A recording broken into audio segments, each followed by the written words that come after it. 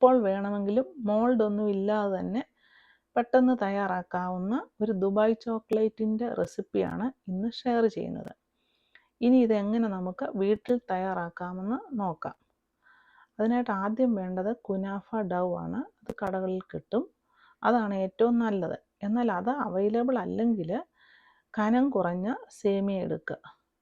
അത് കൈകൊണ്ടൊന്ന് ചെറുതായിട്ട് പൊടിച്ചാൽ മതി. എന്നാൽ എൻ്റെ കയ്യിലുണ്ടായിരുന്നത് കട്ടിയുള്ള സേമിയ ആയതുകൊണ്ട് ഞാനത് മിക്സിയിലൊന്ന് ക്രഷ് ചെയ്തെടുത്തിട്ടുണ്ട്. കഴിവതും കനം കുറഞ്ഞ സേമിയ എടുക്കുന്നതാണ് നല്ലത്. ഇനി ഈ ക്രഷാക്കിയ സേമിയ ചൂടായ ഒരു പാനിലേക്കിട്ടൊന്ന് റോസ്റ്റ് ചെയ്യണം. അതിനുവേണ്ടി 1 ടീസ്പൂണ് നെയ്യോ ബട്ടറോ ഒഴിച്ചിട്ട് ഇതൊന്ന് റോസ്റ്റ് ആക്കുക. ഇത് നല്ലതായിട്ട് റോസ്റ്റ് ചെയ്യണം. കാരണം റോസ്റ്റായ സേമിയ ആണെങ്കിലും നമ്മളിത് പിന്നീട് കുക്ക് ചെയ്യുന്നില്ല. അതുകൊണ്ട് നന്നായിട്ടൊന്ന് റോസ്റ്റാക്കി തണുക്കാനായിട്ടിത് മാറ്റി വെക്കണം. അതിനുശേഷം ചെയ്യേണ്ടത് റോസ്റ്റഡും സോൾട്ടഡുമായ 1/2 കപ്പ് പിസ്ത ഞാൻ മിക്സിയുടെ ജാറിൽ നന്നായിട്ട് പൊടിക്കുന്നുണ്ട്. കൂടെ 1/4 കപ്പ് പഞ്ചസാരയും 2 ഏലക്കയും കൂടിയിട്ട് പൊടിക്കുന്നുണ്ട്. അതുപോലെ തന്നെ 1/2 ടീസ്പൂൺ നെയ്യോ ബട്ടറോ ചേർത്ത് അരയ്ക്കുക. പിസ്ത നന്നായിട്ട് അരയണം. അതുപോലെ തന്നെ 1/4 കപ്പ് നോർമൽ ടെമ്പറേച്ചറുള്ള പാലും കൂടി ചേർത്ത് അരച്ചിട്ട് നല്ല പേസ്റ്റ് പോലെ ഇതാക്കുക. ഇങ്ങനെ ചെയ്യുന്നതിന് പകരം പിസ്താഷ്യ ക്രീം വാങ്ങാൻ കിട്ടും. അത് ഉപയോഗിച്ചാലും മതി. ഇനിയും ഈ പിസ്ത ക്രീം നമ്മൾ ചൂട് പോയ വറുത്ത സേമിയയിലേക്കിട്ട് നന്നായിട്ട് മിക്സ് ചെയ്യണം. എല്ലായിടത്തും ആ ക്രീം ചെല്ലത്തക്കവണ്ണം നന്നായിട്ട് മിക്സ് ചെയ്യുക. എന്നിട്ടിത് മാറ്റി വെക്കുക. അതിനുശേഷം ഇത് സെറ്റ് ചെയ്യാനായിട്ട് മോൾഡ് ഉണ്ടെങ്കിൽ അത് ഉപയോഗിക്കാം. അതില്ലാത്തവർ ഒരു പാത്രത്തിൽ, ഇവിടെ ഞാനൊരു ഗ്ലാസ് പാത്രത്തിൽ ബട്ടർ പേപ്പർ ഇട്ട് വെച്ചിട്ടുണ്ട്. അടുത്തതായിട്ട് ചോക്ലേറ്റ് ബാർ മെൽറ്റ് ചെയ്യണം.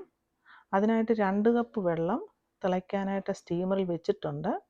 വെള്ളം തിളച്ച് കഴിയുമ്പോൾ ലോ ടു മീഡിയം ഫ്ലെയിമിൽ വെക്കുക. 150 ഗ്രാമുള്ള ചോക്ലേറ്റ് എടുത്തിട്ടുണ്ട്. അതൊരു സ്റ്റീൽ പാത്രത്തിൽ വെച്ച് സ്റ്റീമറിൽ വെച്ച് അലിയിക്കുക. 1/2 മിനിറ്റ് കഴിയുമ്പോൾ ചോക്ലേറ്റ് എല്ലാം മെൽറ്റായി നല്ല സോഫ്റ്റായ ചോക്ലേറ്റ് ക്രീം ലഭിക്കും. അത് സെറ്റാകാനുള്ള പാത്രത്തിലേക്ക് ഒഴിക്കുക. പകുതിയെ ഇപ്പം ഒഴിക്കാവൂ. ഒഴിച്ചതിന് ശേഷം ലെവൽ ചെയ്യുക. എല്ലായിടത്തും നന്നായിട്ടാകത്തക്കവണ്ണം ഒന്ന് ലെവൽ ചെയ്തിട്ട് ഒന്ന് റൊട്ടേറ്റ് ചെയ്യുക. അതിനുശേഷം 10 മിനിറ്റ് ഇത് ഫ്രീസറിലൊന്ന് സെറ്റാകാനായിട്ട് വെക്കണം. 10 മിനിറ്റ് കഴിയുമ്പോൾ ഇതെല്ലാം സെറ്റായി വന്നിട്ടുണ്ട്. ഇനി ഇതിലേക്ക് സേമിയ പിസ്താഷ്യോ മിക്സ് ഇട്ടിട്ട് ലെവൽ ചെയ്യണം. അത് ഒരേ ഘനത്തിൽ എല്ലായിടത്തും അത് ലെവൽ ചെയ്യുക. നന്നായിട്ട് ലെവൽ ചെയ്തതിന് ശേഷം ബാക്കിയുള്ള ചോക്ലേറ്റ് ക്രീമും കൂടെ ഇതിൻ്റെ മുകളിലേക്ക് ഒഴിക്കണം.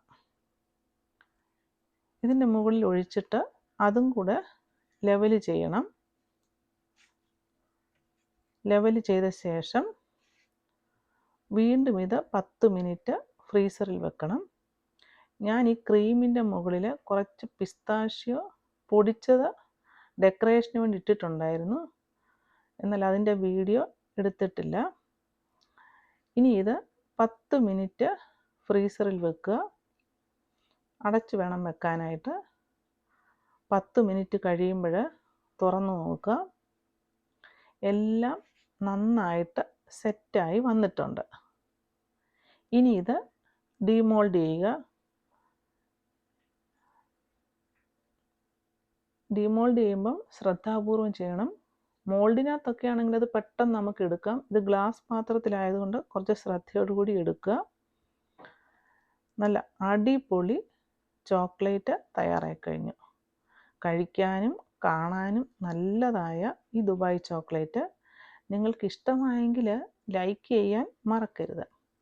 4 സ്റ്റെപ്പുകൾ ശ്രദ്ധാപൂർവം ചെയ്താൽ ആർക്കും ഈ ദുബായ് ചോക്ലേറ്റ് ഈസി ആയിട്ട് ചെയ്തെടുക്കാം.